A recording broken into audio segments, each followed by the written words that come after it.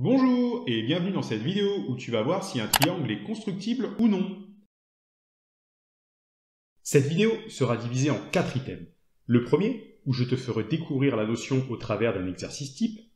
Le deuxième se présentera sous la forme d'un exercice dans lequel une aide te sera fournie pour mener à bien sa résolution. Le troisième sera un exercice libre qui te permettra de certifier du savoir acquis des 2 premières parties. Et pour terminer, une petite blague pour détendre tes neurones. A tout de suite pour la première partie. On souhaite ici savoir si les 3 triangles suivants sont constructibles ou non. Pour montrer qu'un triangle est constructible, on vérifie que la longueur du plus grand côté est plus petite que la somme des longueurs des 2 autres côtés du triangle. Dans le cas contraire, le triangle n'est pas constructible. Commençons avec le triangle ABC. Le plus grand côté est CB, il mesure 12 cm. La somme des 2 autres côtés est AC plus AB, c'est-à-dire 4 plus 9, qui nous donne 13 cm. Ici, la longueur CB est plus petite que la somme des longueurs AC plus AB, c'est-à-dire que la mesure du plus grand côté est plus petite que la somme des 2 autres côtés. Le triangle ABC est bien constructible. Poursuivons avec le triangle DEF. Le plus grand côté est FE, il mesure 7 cm. La somme des 2 autres côtés est FD plus DE, c'est-à-dire 2 plus 3, ce qui nous donne 5 cm.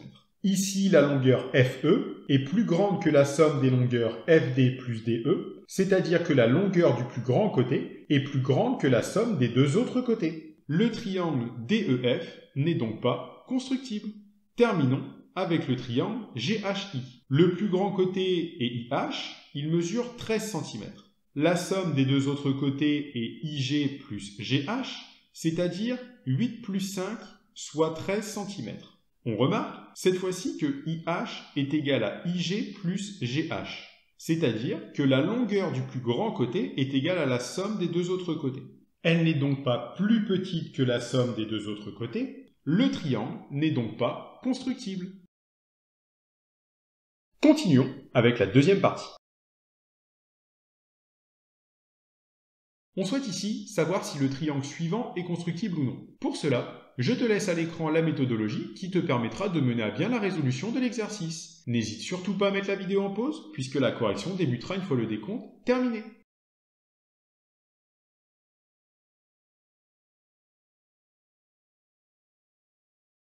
Bien, passons à la correction. Le plus grand côté est YZ, il mesure 7 cm.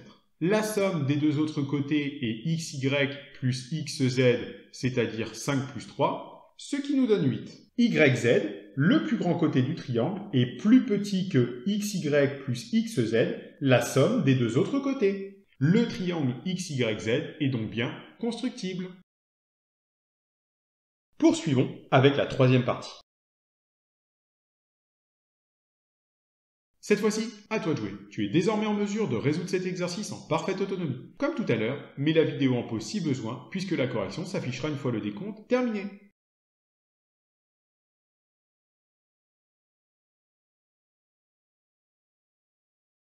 Le plus grand côté est KL, il mesure 11 cm. La somme des 2 autres côtés est KM plus ML, c'est-à-dire 4 plus 6, soit 10 cm. Le plus grand côté KL est plus grand que la somme des 2 autres côtés, c'est-à-dire KM plus ML. Le triangle KLM n'est donc pas constructible.